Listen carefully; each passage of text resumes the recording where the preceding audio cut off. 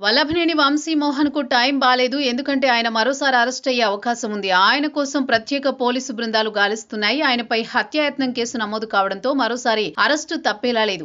2024 ఎన్నికల సమయంలో తనపై దాడికి ప్రయత్నించారని, హత్య చేసేందుకు యత్నించారని ఓ వ్యక్తి ఫిర్యాదు చేశారు. ఆ ఫిర్యాదు మేరకు పోలీసులు కేసు నమోదు చేశారు. ప్రస్తుతం ఆయన కోసం విశాఖ, విజయవాడ, హైదరాబాద్‌లో గాలిస్తున్నట్టు తెలుస్తోంది. అయితే మొన్ననే ఆయన బెయిల్‌పై విడుదలయ్యారు. ఇంతలోనే మరో కేసు మెడకు చుట్టుకోవడంపై రకరకాల చర్చ నడుస్తోంది.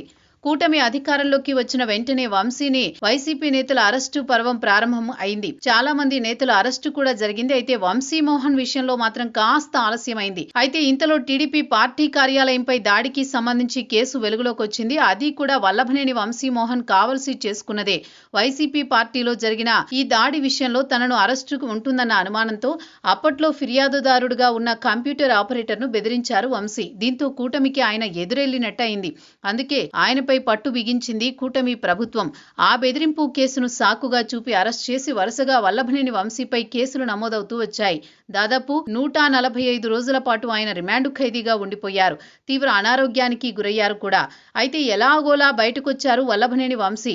అయితే ఇప్పుడు మరోసారి వంశీ మరో కేసులో అరెస్ట్ కాబోతుండడం నిజంగా చర్చనీయాంశమే. ఎందుకంటే ఆయన చంద్రబాబు సతీమణిని దారుణంగా అవమానించారు. చంద్రబాబుతో పాటు లోకేష్ పై విరుచుకుపడేవారు. అప్పట్లో ఆయన వ్యాఖ్యలు చూస్తే రాజకీయాలతో సంబంధం లేని వారికి సైతం ఇబ్బందికరంగా ఉండేది. వైసీపీ సీనియర్లకు సైతం ఇది ఎంతమాత్రం నచ్చేది కాదు.